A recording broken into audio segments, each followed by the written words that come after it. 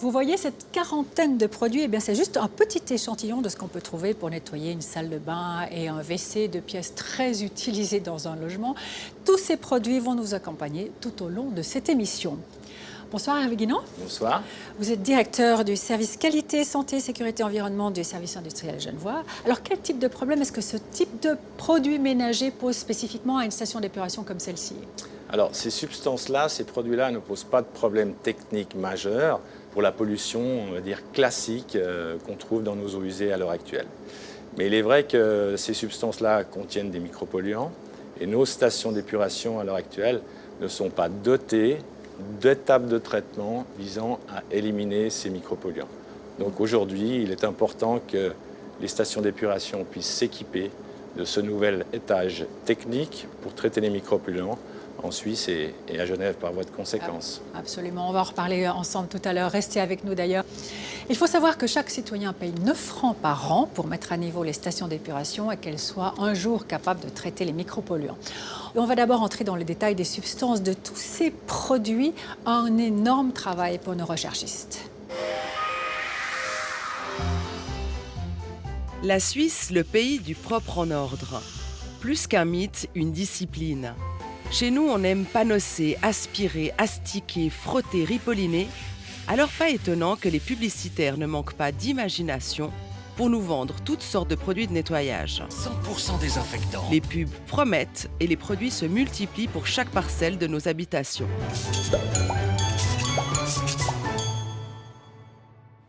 On a voulu savoir ce qu'un spécialiste en toxicologie pense de tous ces produits. Il faut bien réaliser que tous ces industriels qui fabriquent ces produits-là, ils doivent, pour exister, ils doivent se démarquer des autres. Donc ils vont rajouter ou communiquer sur le fait qu'ils ont le petit truc en plus pour être encore plus pertinents, ou bien ils sont encore plus développement durable, ou ils sont encore plus détergents. Donc c'est un peu une fuite en avant pour pouvoir quelque part alimenter tout ce système-là. Alors que finalement, pour nettoyer des surfaces, on a besoin d'un détergent, de l'eau, et puis pour détartrer, d'un acide. Puis pendant très très longtemps, les acides qu'on utilisait, les acides ménagers, c'était de l'acide acétique, c'était du vinaigre. Alors face à cette déferlante marketing, on s'est demandé comment choisir. Et quand on essaie de voir ce qu'il y a dans ces produits, c'est pas si simple. Pour les détergents, contrairement aux cosmétiques, la loi n'exige pas d'indiquer la liste de tous les composants. Sur l'emballage, on peut lire le type de détergent sous la dénomination agent de surface ou tensioactif et sa concentration. Le fabricant doit aussi indiquer les conservateurs et la présence de parfums. En fonction de la dangerosité des substances, il doit faire figurer des pictogrammes d'avertissement et des phrases types de mise en garde. Au final, 2 ou 3 petites lignes écrites en tout petit qui ne nous disent rien sur la composition réelle du produit. Pour des personnes qui n'ont pas forcément finalement d'éducation spécifique en toxicologie ou en chimie, on ne peut rien en faire de ces informations-là. Donc ce n'est pas un indicateur qui nous permet de faire un choix. Nous avons sélectionné une quarantaine de produits de nettoyage pour WC et salle de bain. Pour chaque produit, nous avons demandé aux fabricants la liste complète des substances utilisées. Et ils ont tous joué le jeu avec plus ou moins d'enthousiasme. Au final, un gros tableau plein d'informations et des substances aux noms compliqués. Sur l'étiquette, on peut avoir 2 lignes, puis grosso modo, on va retrouver 3-4 substances qui sont dedans. Puis après, ça peut donner une fausse impression de se dire « c'est un produit qui est relativement simple, donc s'il est simple, j'ai pas trop en fait d'ingrédients surprises dedans ». Et quand on demande la liste, et si le fabricant joue le jeu, parce qu'il y a encore cet aspect-là, on voit que la liste s'allonge. Quand on décrypte la liste complète des substances, première constatation, toutes ne sont pas utiles. Typiquement, il y a des substances qui ont juste pour but de donner une quittance que le travail a été fait. Donc ce sont les colorants. Si on voit que tout d'un coup que l'eau elle a changé de couleur parce qu'on a rajouté un colorant flashy dedans, on a la quittance visuelle qu'on a mis le produit, donc qu'on a fait le boulot. Il y a des parfums pour lesquels on a été tous éduqués à rechercher ce marqueur de propre. Une lessive qui est propre, elle sent quelque chose. Un local qui a été nettoyé, ils sentent quelque chose, ils sont le propre. Alors que c'est une aberration parce que le propre ne sent rien par définition. Des substances dont on devrait pourtant se méfier. À partir du moment où on commence à voir apparaître le mot parfum, par exemple, et que l'on sait qu'on a des personnes sensibles qui peuvent avoir des problèmes respiratoires ou des problèmes de peau, c'est justement des produits, des formulations qu'il faudrait limiter. Et c'est pas une bonne idée en fait de disséminer des irritants de façon chronique, permanente en fait dans une maison, parce que là, ça prépare, ça renforce, ça potentialise les problématiques d'asthme respiratoire. S'ajoutent encore des biocides pour tuer les bactéries. À partir du moment où on est dans des compositions qui contiennent de l'eau, on va mettre un biocide dedans pour les stabiliser. Et pas mal de ces substances-là contiennent des biocides qui sont sensibilisantes pour la peau et des méchants qu'on appelle des isothiazolinones. Ce sont des produits qu'on essaye vraiment d'éradiquer déjà dans les cosmétiques, mais qui perdurent encore dans les détergents. Là, il y a un réel risque de dermatose allergique, de sensibilisation, de déclencher des allergies sur la peau. Il élimine le milieu propice de la prolifération des bactéries. Une sévère irritation des yeux, tenir hors de portée des enfants, porter Avec des la grandes peau, laver abondamment à l'eau. Écrites en tout petit, les indications sur les produits ne sont pas simples à déchiffrer. Sur certains produits, il est indiqué qu'il faut s'équiper de gants et même de lunettes. Pourtant, nous sommes peu à nous protéger, même chez les professionnels. C'est vrai qu'il faudrait utiliser des lunettes, je ne savais pas, mais les gants, oui, je devrais. Puis pourquoi vous les utilisez pas? Parce que j'arrive pas à travailler avec les gants. Il faudrait, mais j'ai déjà les mains toutes mouillées. J'ai déjà les mains toutes moites. Et ils sortent même plus les gants. J'arrive pas. J'arrive pas, moi les gants, ça me fait, je transpire tout de suite. C'est impressionnant. Ne pas respecter les mises en garde peut avoir des conséquences. J'ai mélangé de l'anticalcaire avec de la javel, ça fait une fumée, ça m'a brûlé tout à l'intérieur jusqu'au poumon. Je savais pas qu'en les mélangeant que ça avait cette puissance-là. Et du coup, qu'est-ce que ça a eu comme effet? Une semaine, j'ai toussé et du mal à respirer. Pendant une semaine complète. Et ça me brûlait, ça me faisait mal. Dès que je toussais, j'avais mal à l'intérieur. Ces produits, on les utilise souvent, parfois tous les jours, sans vraiment avoir conscience de leur danger. On parle des produits pour nettoyer la salle de bain, mais je vais en avoir pour nettoyer le salon, je vais en avoir pour nettoyer les moquettes, j'ai les lessives, j'ai les parfums d'intérieur. Tout ça, c'est des éléments en plus sur un énorme cocktail qu'on s'expose en permanence au fil du temps. Donc c'est une prise de risque. C'est clairement une prise de risque.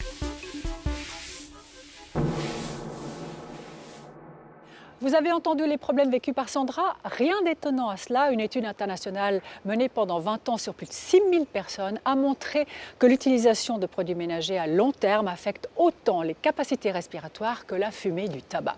Au vu de l'aspect très lacunaire de la liste des composants de ces produits de nettoyage, j'avais invité un ou une représentante de l'association fêtière suisse des cosmétiques et des détergents.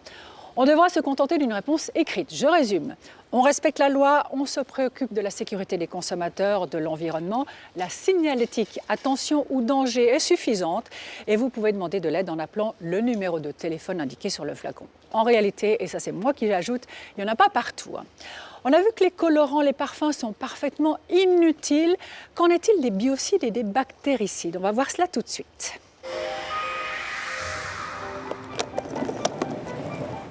Tous nos produits bien serrés dans cette grosse valise, nous avons décidé de leur offrir une petite balade de santé.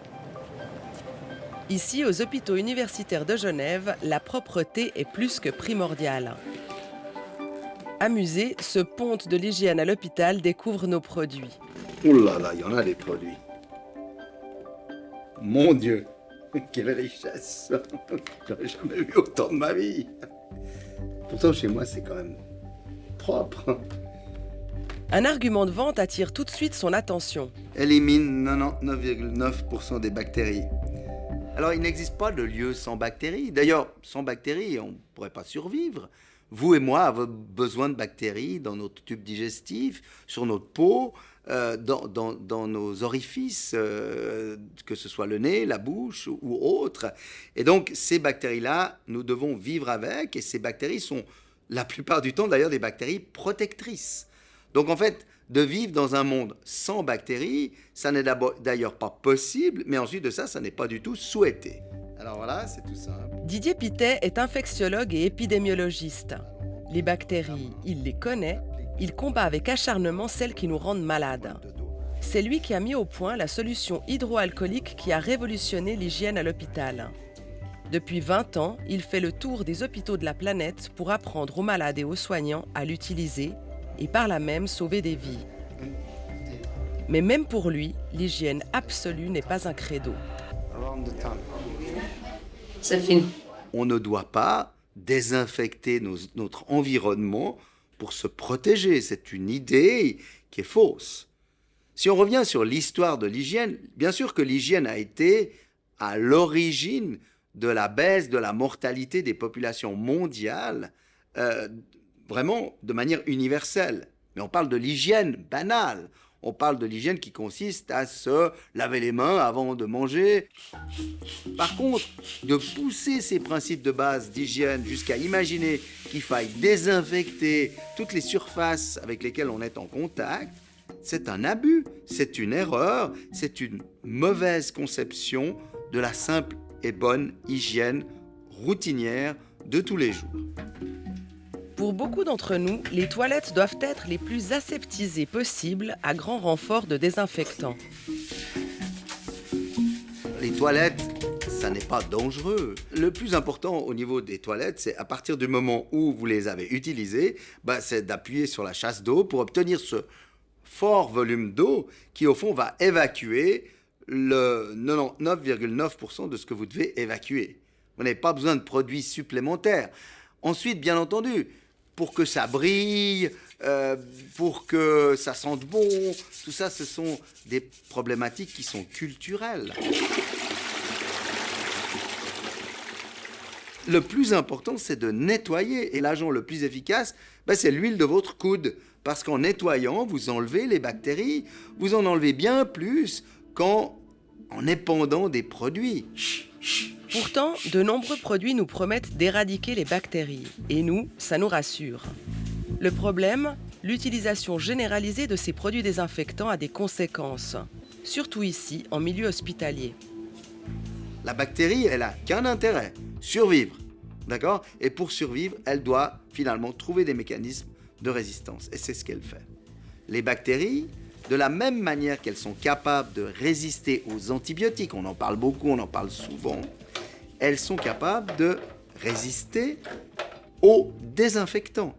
Et pour nous, ces désinfectants doivent être gardés pour des indications bien précises et ne pas être utilisés à tort et à travers. Ces résistances peuvent même avoir des conséquences sur l'efficacité des soins. Certaines de ces résistances aux antiseptiques sont associées à des résistances aux antibiotiques. Parfois, quand vous avez une bactérie qui a appris à devenir résistante à un antiseptique, ça a entraîné dans le gène de la bactérie un réflexe qui fera qu'elle deviendra aussi résistante à l'antibiotique. Une réalité dont on n'a pas forcément conscience quand on les utilise chez nous tous les jours. Bonjour. Je pense que ce qui est important, c'est de responsabiliser les consommateurs, parce qu'au fond, ils ne le savent pas. Ils vont devant l'armoire des produits dans les supermarchés, il y a tellement de produits, ça devient difficile de le choisir.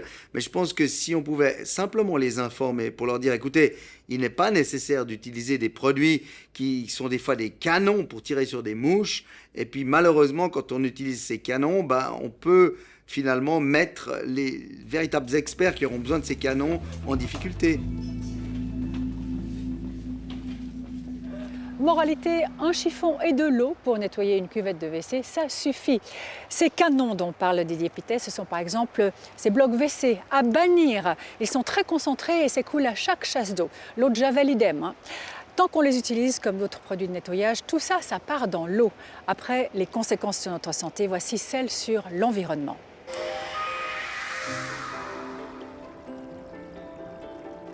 Tout ce que nous mettons dans nos toilettes, nos lavabos ou nos douches finit immanquablement dans nos lacs et nos rivières.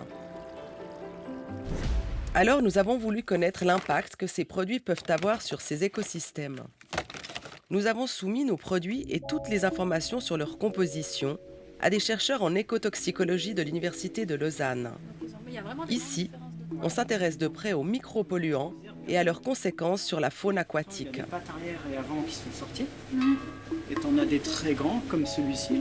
Il a juste les pattes arrière qui sont sorties. On ne voit même pas les bourgeons des pattes avant. Ah ouais. Ce qui m'a étonné en regardant les substances qui sont présentes dans les produits détergents, c'est que finalement, on retombe toujours un peu sur les mêmes. Et que quand on réfléchit plutôt en termes de bilan, ce qui est plutôt mon domaine, de regarder qu'est-ce qui sort d'une station d'épuration, qu'est-ce qui va arriver dans un lac, dans une rivière, on se rend compte que comme ils sont utilisés un peu partout, dans les détergents, dans les shampoings et tout, on a quand même des masses, des quantités qui sont assez importantes. Et c'est des substances qui risquent de nous poser problème, même pas seulement à cause de leur toxicité, mais à cause des quantités qu'on va retrouver. Ce qui est aussi assez intriguant en fait quand on regarde ces produits, c'est que finalement ils ont tous des couleurs différentes. Vous avez du violet, vous avez du jaune, vous avez du bleu, vous avez du vert. Le colorant n'a aucune utilité pour nettoyer les WC, nettoyer la salle de bain. Donc, puis certains, comme les colorants jaunes, certains colorants jaunes sont particulièrement toxiques, peuvent être problématiques pour l'environnement après. Donc on ne comprend pas très bien pourquoi ajouter ces substances qui ne servent à rien dans la composition du produit et qui peuvent être finalement une pollution environnementale. Les colorants ne sont pas les seules substances à poser problème.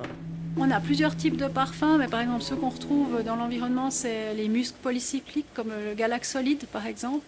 Et puis c'est des substances qui sont assez complexes, des molécules assez complexes qui se dégradent très difficilement, qui s'accumulent dans la chaîne alimentaire, qui sont assez toxiques et qu'on peut trouver dans les eaux du Léman. On a trouvé certains de ces parfums par exemple. Des substances toxiques donc. Mais qu'en est-il des normes qui protègent nos lacs et nos rivières ? Les normes qu'on va trouver pour la protection des eaux, par exemple, ne s'intéressent pas du tout pour le moment aux surfactants, enfin aux détergents, aux bactéricides, etc. On a des normes qui sont essentiellement pour les pesticides. Il n'y a rien sur les autres substances. Donc là, on est dans un no man's land. En fait, il n'y a pas de normes environnementales pour ce type de substances.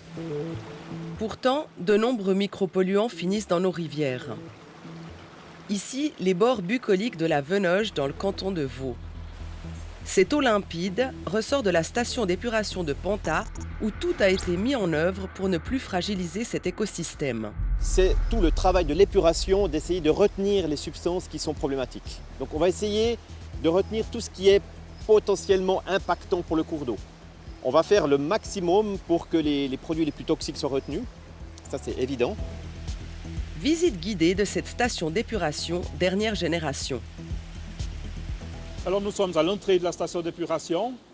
Donc toutes les eaux usées des ménages des 5 communes raccordées chez nous arrivent ici.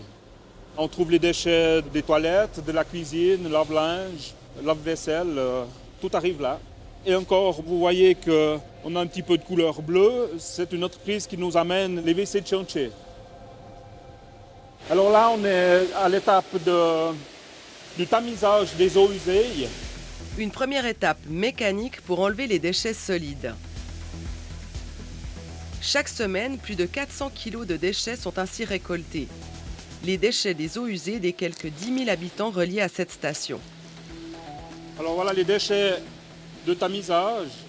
Et là, on a un bon exemple de ce qu'on ne devrait pas trouver dans les eaux usées. C'est une lingette. Beaucoup de lingettes et quelques surprises comme des cotons-tiges, des bouts de tissu et même des tampons hygiéniques avec applicateur.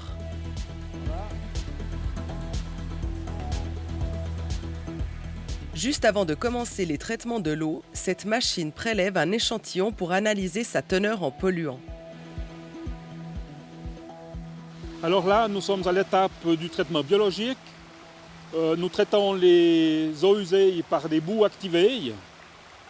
Donc ce sont des bactéries qui vont manger la matière organique et nous leur fournissons de l'air pour qu'elles puissent vivre.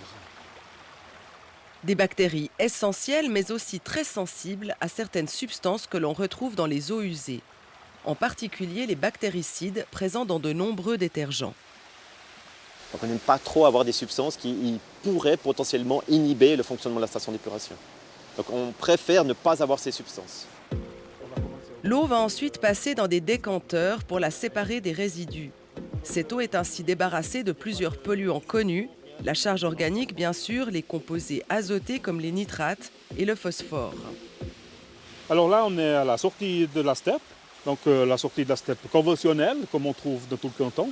Si on ne se posait pas trop de questions, si il n'y avait pas un milieu naturel extrêmement sensible de l'autre côté, eh bien, ça s'arrêterait là tout simplement. Voilà, exactement. Et même si l'eau a l'air bien propre, en fait, il y a toute une partie de l'eau toutes ces parties, ces fameux micropolluants. Alors exactement, les micropolluants, les détergents, toute cette panoplie de produits en fait. Et encore dans l'eau. Et c'est pour ça que nous on a rajouté ce traitement des micropolluants. Une problématique inconnue quand on a développé les premières grandes stations d'épuration dans les années 60. Ce sont des substances de synthèse qui n'existaient pas il y a maintenant peut-être 50 ans. Donc ce sont des relativement nouvelles substances. Et ce qu'on a découvert, c'est qu'elles avaient un mode d'action lorsqu'on les a conçus, par exemple les médicaments qui étaient faits pour soigner l'homme. Elles étaient vraiment conçues pour soigner, pour nous aider aussi dans nos tâches ménagères, comme pour les détergents. Et puis on s'est rendu compte que ces substances qui nous aident, malheureusement, elles ne font pas que nous aider, elles ont aussi un impact sur le milieu naturel. Donc la conséquence de ce progrès fait qu'on a dû s'adapter et de mettre en place des étapes complémentaires de traitement pour limiter les impacts de ces substances. C'est ce qui a été fait à Panta, la première station d'épuration en Suisse romande à traiter ces micropolluants. Alors là, on est devant notre modèle réduit avec lequel on a fait des essais pendant 1 année et demie. Donc on a l'eau qui arrive depuis dessous, qui passe à travers un lit de charbon, donc du charbon qu'on retrouve en micrograins.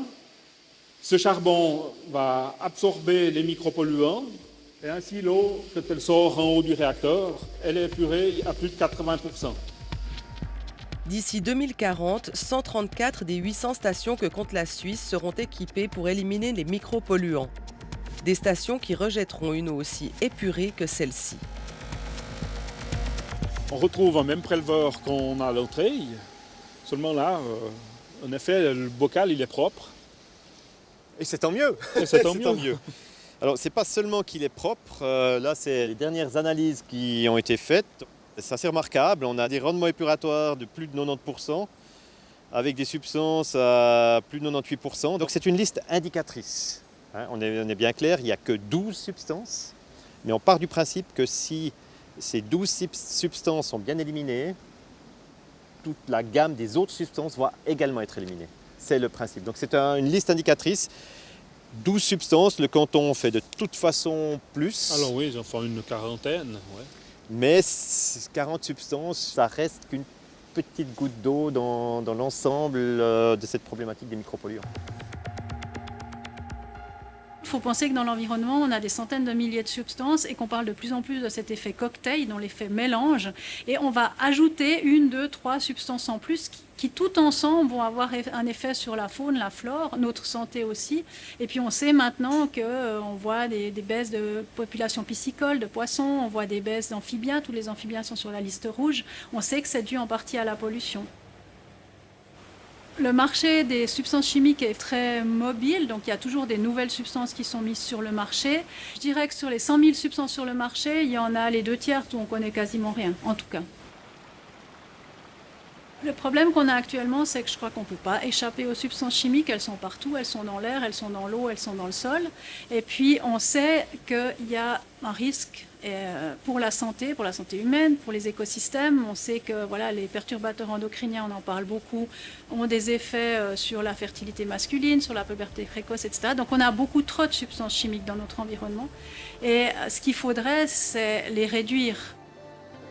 Même si la Suisse est à la pointe du traitement des micropolluants dans les steppes, est-ce vraiment une solution durable ? On va traiter ces eaux à grands frais, en fin de chaîne, mais je pense qu'une autre partie de cette solution-là, ce serait vraiment des solutions à la source et de travailler justement sur le consommateur, son utilisation tous les jours de produits chimiques, parce que je pense que traiter en bout de tuyau, c'est de loin pas la solution la plus facile, c'est la plus coûteuse. On parle d'eau, on parle du cycle de l'eau, on parle d'eau potable, d'eau usée, on ne peut pas vivre sans eau. C'est vraiment une ressource essentielle. Vous pouvez vous passer de votre véhicule, mais si on n'a pas une eau de qualité sur le long terme pour la population, là c'est un besoin vital. Donc on est obligé de protéger cette ressource.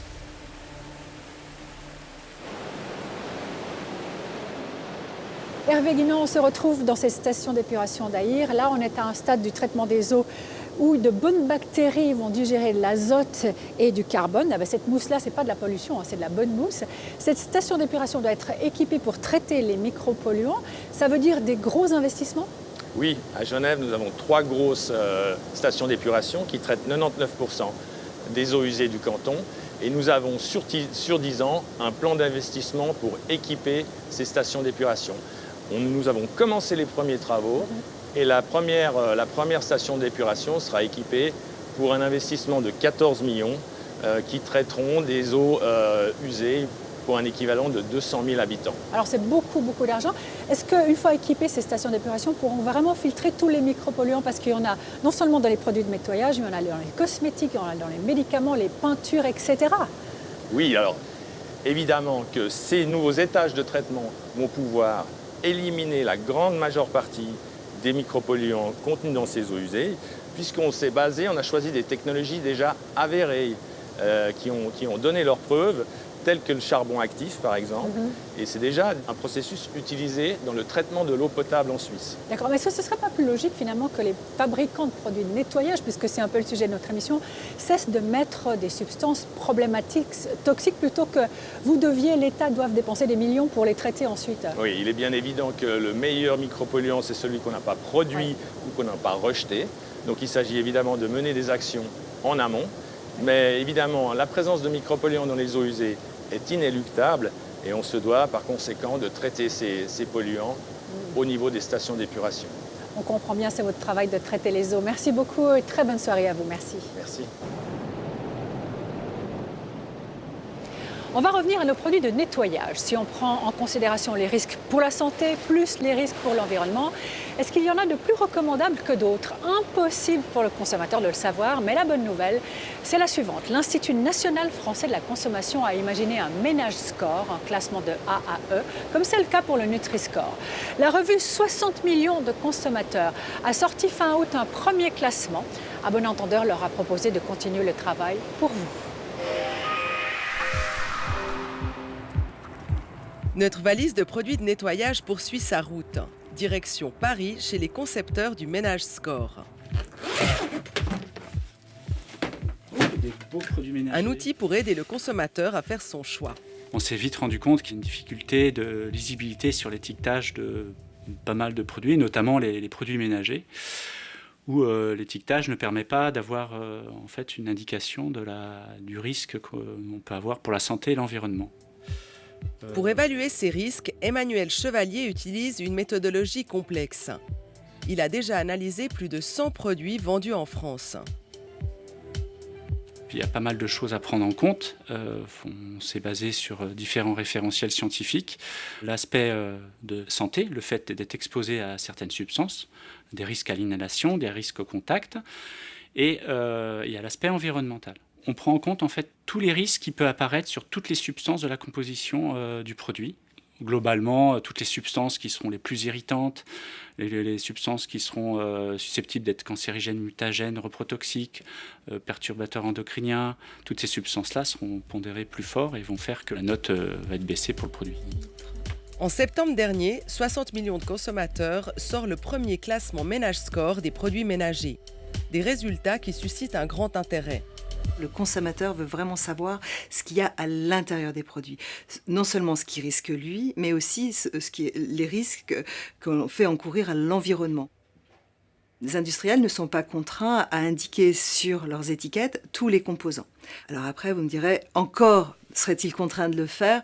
Vous, moi, tous les téléspectateurs qui peuvent regarder aujourd'hui, sont-ils capables de décrypter, de savoir ce que ça veut dire? Personnellement, j'ai pas de diplôme de chimie, je ne sais pas. Donc, il faut qu'on ait des outils, il faut que le consommateur ait des outils pour décrypter, pour mieux savoir ce qu'il achète. Vous avez changé les photos là. Mais moi, il fallait que je change le texte parce que voilà, c'est ça. Il était trop long. Ouais, c'est trop long. On l'a vu avec l'étiquette énergie il y a des années. Quand l'étiquette énergie a été imposée, les fabricants d'électroménagers, ils n'étaient pas du tout contents. Et croyez-moi, entre le début de l'étiquetage et ce qu'on peut avoir aujourd'hui, il y a énormément de progrès qui ont été faits. Et voilà, vous avez beaucoup de A aujourd'hui. Donc, nous, on croit au cercle vertueux. C'est en imposant cet étiquetage et cette information totale du consommateur, et ben, les industriels seront contraints d'améliorer leurs produits et de virer ces substances qui nous empoisonnent. Il faut vraiment dire les vraies choses, ça nous empoisonne.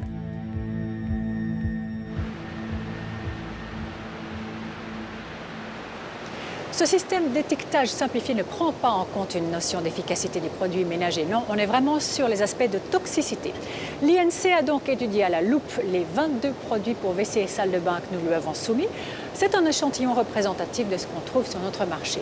Il a fallu qu'à bon entendeur fournisse le plus possible d'informations sur les substances, ce qui a été la croix et la bannière parfois pour les obtenir des fabricants. Il y avait du secret défense dans l'air. Au final, un seul fabricant ne nous a pas répondu. Mais bon, ce classement est fait. On commence par les gels pour WC, ces produits avec des jolies couleurs totalement inutiles.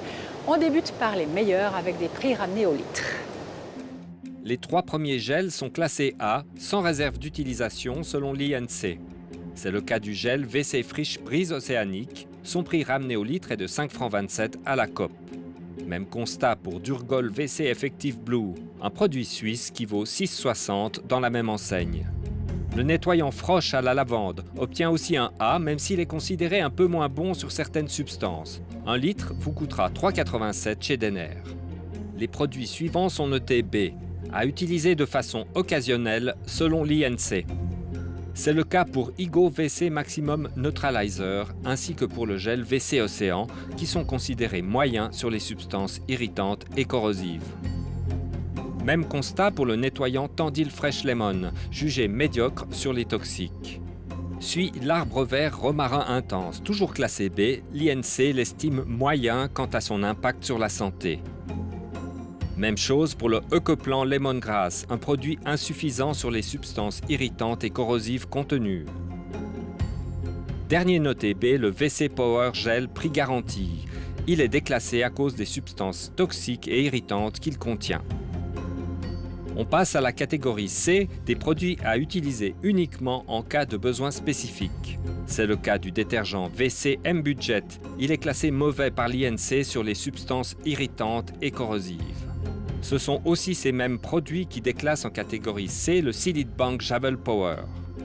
En fin de classement, on trouve le canard WC à la menthe. Le fabricant n'ayant jamais répondu à nos messages, il a été classé en E, fortement déconseillé, à cause de la présence d'ammonium quaternaire sur l'étiquette. En plus des gels pour WC, vous employez peut-être des sprays pour salle de bain. Ils nettoient, détartrent, font fuir la moisissure. Pas de produits notés A cette fois. Les premiers de la liste ne sont à utiliser que de façon occasionnelle, selon l'INC. Le premier spray pour salle de bain est un produit suisse. 6 pour salle de bain, il est noté B. Selon nos experts, il est à utiliser de façon occasionnelle. Son prix est de 9 francs ramené au litre. B aussi le spray Eld que nous nous sommes procuré dans un magasin bio, 13,60 au litre. B encore pour Flup Bain, son point faible, les substances irritantes et corrosives qu'il contient. Ce constat est aussi valable pour le POTS Expert Javel Multicleaner. On passe au produit noté C, à utiliser uniquement en cas de besoin spécifique. C pour le Ajax Shower Power. Il contient une solution aqueuse de polymère acrylique, un ingrédient indésirable selon nos spécialistes.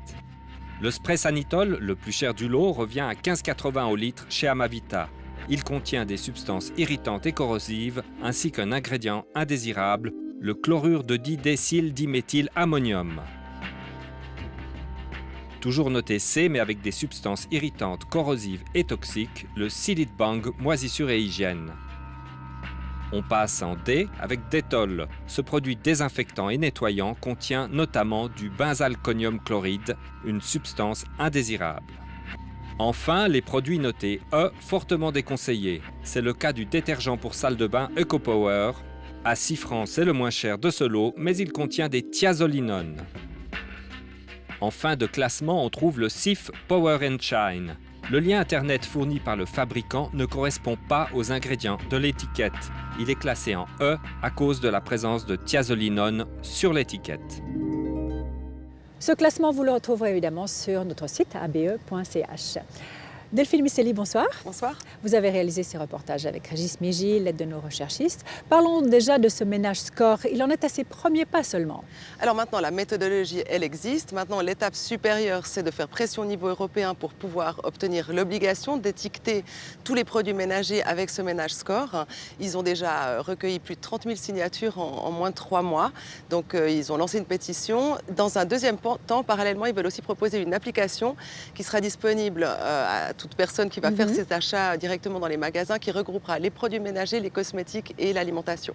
Alors on l'a vu dans ce classement, il y a des produits divers. Hein. On se dit toujours c'est mieux parce que c'est biodégradable. Est-ce que c'est juste au fait?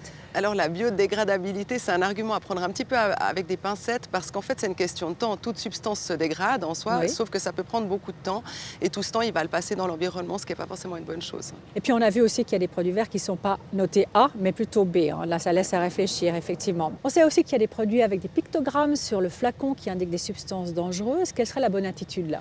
Finalement un des conseils qu'on pourrait donner, c'est d'éviter les produits qui ont un pictogramme sur l'étiquette, parce que ça, on sait que ça comporte un risque potentiel qui n'est pas forcément dramatique, mais c'est mieux de les éviter si on a des produits qui ont le même usage et qui n'en ont pas sur l'emballage. D'accord, d'ailleurs, il y a souvent le choix. Hein.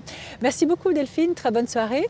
Et vous, si vous voulez utiliser quelque chose de simple, une alternative pour éviter ces cocktails chimiques, justement, quelque chose de naturel et de bon marché, eh bien, je vous propose de voir au revoir notre émission de septembre 2016 avec un atelier de fabrication de produits maison. Vous retrouverez ce lien sur notre site abe.ch.